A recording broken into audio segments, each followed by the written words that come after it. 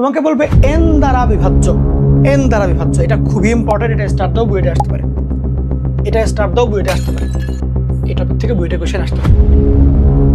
কয়টা করবা তুমি? আমি চাই তুমি যেন 10-20 সেকেন্ডে কাজ করতে পারো। সেক্ষেত্রে উপায়টা কি?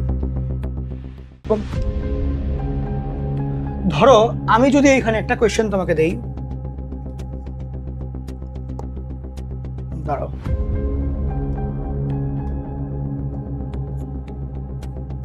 টেন ফ্যাক্টোরিয়াল না বরঞ্চ 54।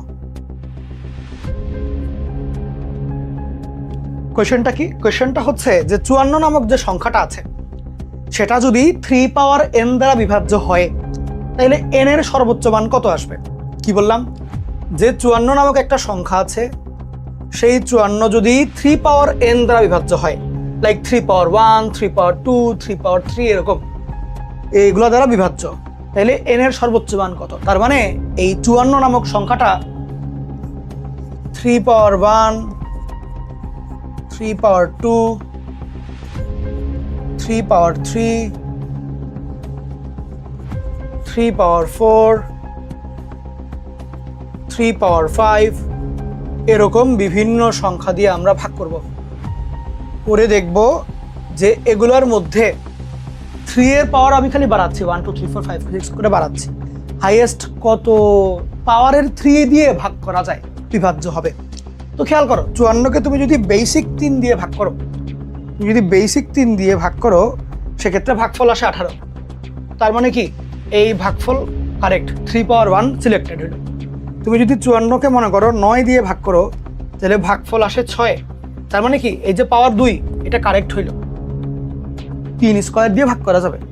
তুমি যদি এটাকে 3 কিউব দিয়ে ভাগ করো তাহলে ভাগফল আসে 2। তার মানে কি 3 কিউব, এই n এর মান 3 জায়েজ আছে। আচ্ছা, তুমি যদি এটাকে 3 পাওয়ার 4 দিয়ে ভাগ করো তাহলে এই ভাগফল আসে 2/3, হুইচ ইজ বিভাজ্য না। তার মানে এই যে 3 পাওয়ার 4 এটা বিভাজ্য হবে না। তুমি যদি এরপরে মনে করো এটাকে 3 পাওয়ার 5 দিয়ে ভাগ করো, ভাগফল আসে 2/9। তার মানে কি এই যে 5 3 টু দি পাওয়ার 5 দিয়ে ভাগ করলে এটা বিভাজ্য হচ্ছে না, এই জন্য তো তোমার পূর্ণ সংখ্যা আসে নাই। তার মানে খেয়াল করো একদম মানে সম্পূর্ণরূপে বিভাজ্য হয় এটা 3 এর কোন কোন পাওয়ারের জন্য? 1 এর জন্য, 2 এর জন্য, 3 এর জন্য, এছাড়া আর কেউ না। তাহলে 3 এর পাওয়ার কত দ্বারা, মানে 3 এর পাওয়ার 1 2 3 দ্বারা এরা বিভাজ্য। তাহলে 3 এর পাওয়ারের হাইয়েস্ট মানটা কত হইল? 3 না? এটাই হাইয়েস্ট মান না? সুতরাং 3 এর পাওয়ার 3, এই 3 হচ্ছে ম্যাক্সিমাম পাওয়ার, 3 হচ্ছে ম্যাক্সিমাম পাওয়ার। এই 3 এর পাওয়ার 3 যেটা সেটা হচ্ছে ম্যাক্সিমাম পাওয়ার। সেটা হচ্ছে ম্যাক্সিমাম পাওয়ার, এই পাওয়ার 3টা হচ্ছে ম্যাক্সিমাম পাওয়ার। বুঝছো? এর উপরে আর যাচ্ছে না। তাহলে এটার অ্যান্সারটা কত হবে? এটার অ্যান্সারটা হবে 3, because this is the maximum power. এখন এই জিনিসটাকে আরো অ্যাডভান্সে কেমনে চিন্তা করা যায় সেটা হচ্ছে এই কোয়েশ্চেনটা। না দাঁড়াও, সেটা হচ্ছে দাঁড়াও, এই কোয়েশ্চেনটা কি? আমি তো আরো কোয়েশ্চেন অ্যাড করেছিলাম, ওকে হ্যাঁ ঠিক আছে। সেটা হচ্ছে এই কোয়েশ্চেনটা, এই কোয়েশ্চেনটা কি বললো? কোয়েশ্চেনটাই বললো 10 ফ্যাক্টোরিয়াল, এই জিনিসটাকে আমি 3 দ্বারা ভাগ করব, সেই ক্ষেত্রে 3 এর সর্বোচ্চ কোন পাওয়ারের জন্য এটা বিভাজ্য হবে। বুঝছো কাহিনী? তাহলে এটা কি এখন তুমি 3 পাওয়ার 1 2 3 4 করে ভাগ করে দেখবা, কয়টা দেখবা? তোমার এটা আরো বহুত প্রশ্ন দিবে। আমি তোমার আমার কনসেপ্ট বুঝতে এগুলো দেখাই যেগুলো নিয়ে আসছি। এই যে মনে করো এটারে তো দুনিয়ার বহুত কিছু প্যাচ দিবে, 2 পাওয়ার n দ্বারা বিভাজ্য হলে, 5 পাওয়ার n দ্বারা বিভাজ্য হলে, 7 পাওয়ার, কয়টা করবা তুমি? আমি চাই তুমি যেন 10-20 সেকেন্ডে কাজ করতে পারো। সেক্ষেত্রে উপায়টা কি? সেই ক্ষেত্রে উপায় যেটা সেটা হচ্ছে 10 ফ্যাক্টোরিয়ালকে তুমি মৌলিক সংখ্যার, কি বললাম, মৌলিক সংখ্যার গুণিতক আকারে দেখাবা। মৌলিক সংখ্যার গুণিতক আকারে দেখাবা, মানে মৌলিক সংখ্যাগুলো আলাদা করবা। কিরকম আমি দেখাই দিচ্ছি। ধরো তোমাকে বললো 10 ফ্যাক্টোরিয়াল, তো আমার তার মানে কি 1 2 3 4 5 6 7 8 9 10, এটাই 10 ফ্যাক্টোরিয়াল। এখন খেয়াল করো তোমার যেটা কাজ যে 3 পাওয়ার n দ্বারা বিভাজ্য হলে কত হবে, বা 2 পাওয়ার n দ্বারা বা 5 পাওয়ার n দ্বারা বা 7 পাওয়ার n দ্বারা এগুলো কোশ্চেন করতে পারে। তোমার যেটা কাজ হবে যে তুমি এগুলাকে মৌলিক সংখ্যায় ভেঙে ফেলবা। কিরকম? মনে করো 1 নিজেই মৌলিক সংখ্যা, ওর ইম্পর্টেন্ট না। 2 মৌলিক সংখ্যা, 3 আছে, 4-এর মধ্যে 2 আছে 2টা, 5 একটা মৌলিক সংখ্যা, 6-এর মধ্যে 3 আর 2 দুইটাই আছে, 7 নিজেই একটা মৌলিক, 8-এর মধ্যে 2 কিউব আছে, 3-এর মধ্যে 9-এর মধ্যে 3 স্কোয়ার আছে, 10-এর মধ্যে 2 × 5 আছে। তাহলে এইখানে ওভারঅল মৌলিক সংখ্যাগুলো কি দাঁড়াইলো? 2, 3, 5, 7 এই 4টা দাঁড়াইলো। এইবার এই 4টাকে আমরা একসাথে করব। কিরকম? ধরো আমি দেখবো গুনে গুনে যে 2 কয়টা আছে। 2 এখানে আছে একটা, এখানে 2টা, তাহলে 1, 2, 3, 4, 5, 6, 7, 8, 2 আছে, টোটাল 8টা। ওকে, তারপরে 3 দেখো তো কয়টা আছে? একটা, 2টা, 3, 4, 4টা 3 আছে, 4টা। 5 দেখো তো কয়টা আছে? একটা, 2টা, 5 আছে 2টা। 7 কয়টা আছে? জাস্ট একটা।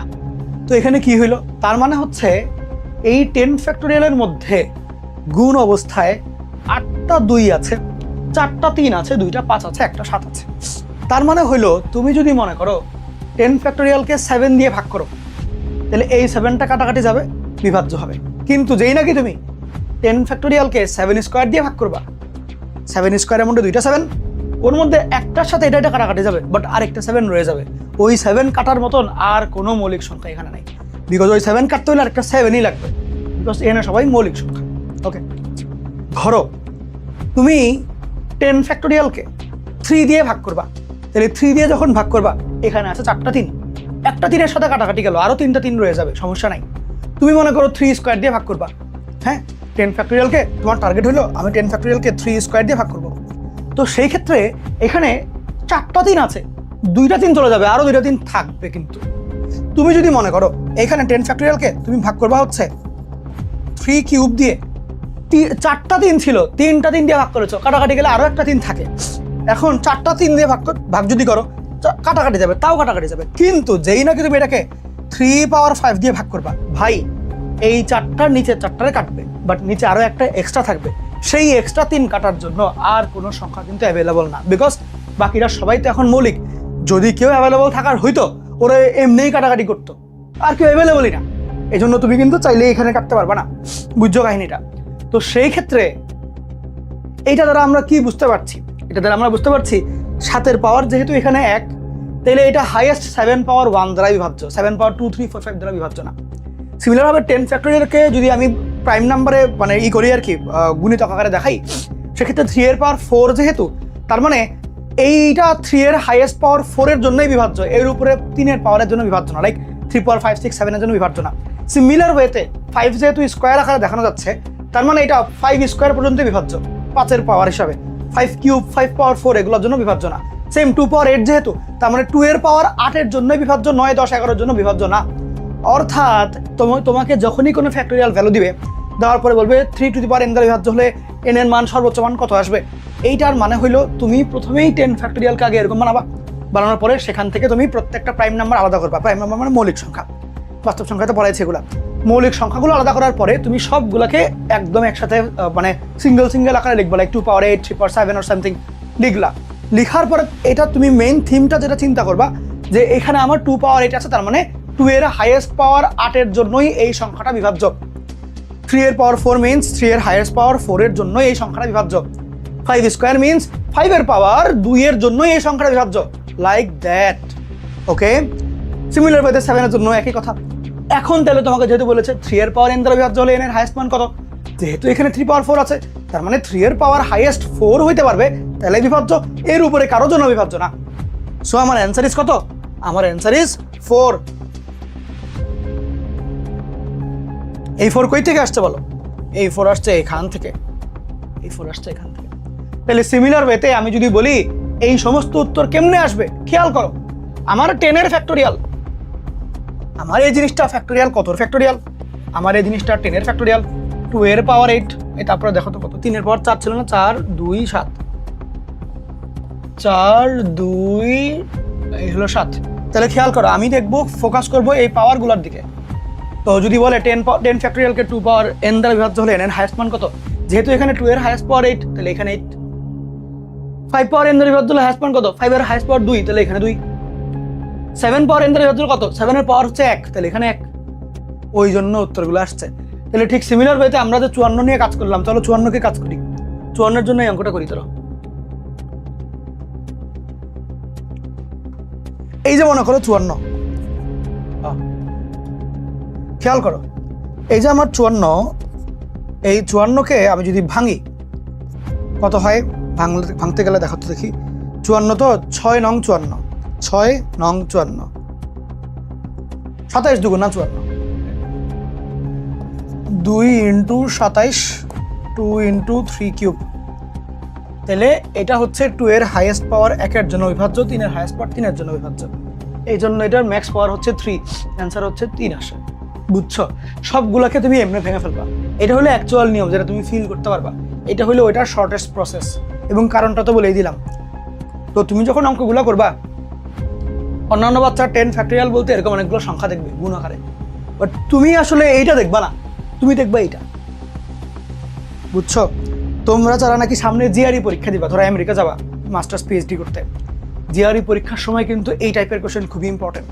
ওকে, এইগুলা প্রচুর প্রাইম নাম্বারসের অঙ্ক, কয়টা প্রাইম নাম্বারস পসিবল, এবং এগুলোতে বহুত পড়াশোনা আছে জিআরইর জন্য। ওকে, সো এগুলো ভালো করে মানে এখন যদি কনসেপ্টটা ক্লিয়ার করে রাখো, ম্যাক্সিমাম যারা ইঞ্জিনিয়ার হয় এরা তো সবাই ওই আমেরিকা এগুলো দেশে যায় আর কি। তো ওই ক্ষেত্রে তোমার কিন্তু জিআরই পরীক্ষা দিতে গেলে এগুলো খুবই হেল্প করবে, ম্যাথে খুবই হেল্প করবে। আচ্ছা।